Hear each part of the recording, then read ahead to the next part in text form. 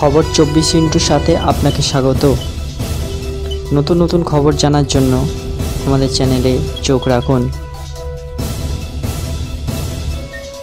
রাতপোহালি vibrant Gujarat summit সুষ্ঠুভাবে সেই summit সফল করতে এবং বিভিন্ন রাষ্ট্রের নেতা শিল্পকর্তাদের সঙ্গে নানা বিষয়ে আলোচনা করতে সোমবারই আহমেদাবাদ পৌঁছে গিয়েছেন প্রধানমন্ত্রী নরেন্দ্র মোদী। সোমবার সকাল থেকে একাধিক কর্মসূচি রয়েছে তার। বলা যায় গুজরাটের উন্নয়ন লক্ষ্যে তার হাত ধরে চালু হওয়া এই সামিট কিভাবে এই রাজ্যকে ত্বরান্বিত করেছে তা কাছ থেকে দেখতে চান প্রধানমন্ত্রী মোদী।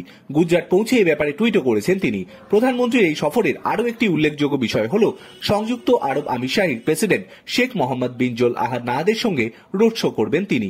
পিএমও সূত্রের খবর, বুধবার 10ই জানুয়ারি গুজরাট সামিট এবং তার আগে বিভিন্ন দেশের রাষ্ট্রনেতাদের সঙ্গে আলোচনায় বসতে চান প্রধানমন্ত্রী নরেন্দ্র মোদী। সেজন্য সোমবার রাতেই তিনি আহমেদাবাদ পৌঁছে গিয়েছেন। এদিন সকালে তিনি গান্ধীনগরে মহাত্মা মন্দিরে যাবেন।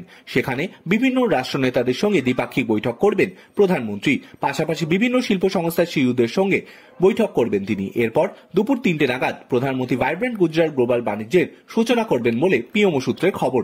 বুধবার সকাল 10:15 নাগাদ গান্ধীনগরে মহাত্মা মন্দিরে ভাইব্রেন্ট গুজরাট গ্লোবাল সামিট শুরু হবে।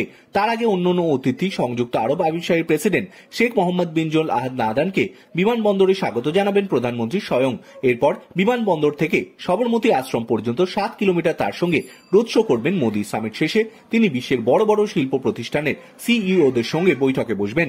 বলা যায় এই ভাইব্রেন্ট সামিট থেকে গুজরাটের ঝুলিতে কি কি উপহার আসছে সেটাই পরখ করে নিতে চান গুজরাটের 4বারের মুখ্যমন্ত্রী তথা বর্তমান প্রধানমন্ত্রী নরেন্দ্র মোদী। প্রসঙ্গত বুধবার থেকে গান্ধীনগরে শুরু হবে 10তম ভাইব্রেন্ট গ্লোবাল সামিটের 10ম সংস্করণ। 2003 সালে গুজরাটের মুখ্যমন্ত্রী থাকাকালীন এই সামিটের সূচনা করেন নরেন্দ্র মোদী। তারপরে সামিটের হাত ধরে শিল্প বাণিজ্য ক্ষেত্রে বিশেষ অগ্রগতি লাভ করে কচ্ছ উপকূলের এই রাজ্যটি। এবারে সামিটে যোগ দেবেন মোট 34টি দেশ এবং 16টি অংশীদার সংগঠন। এই সামিটের প্রধান ভাবনা হল গেটওয়ে টু দ্য ফিউচার। এবার এই মঞ্চ থেকে উত্তর পূর্বাঞ্চলে বিনিয়োগের ব্যাপারে জোর দেওয়া হবে বলে সূত্রের খবর।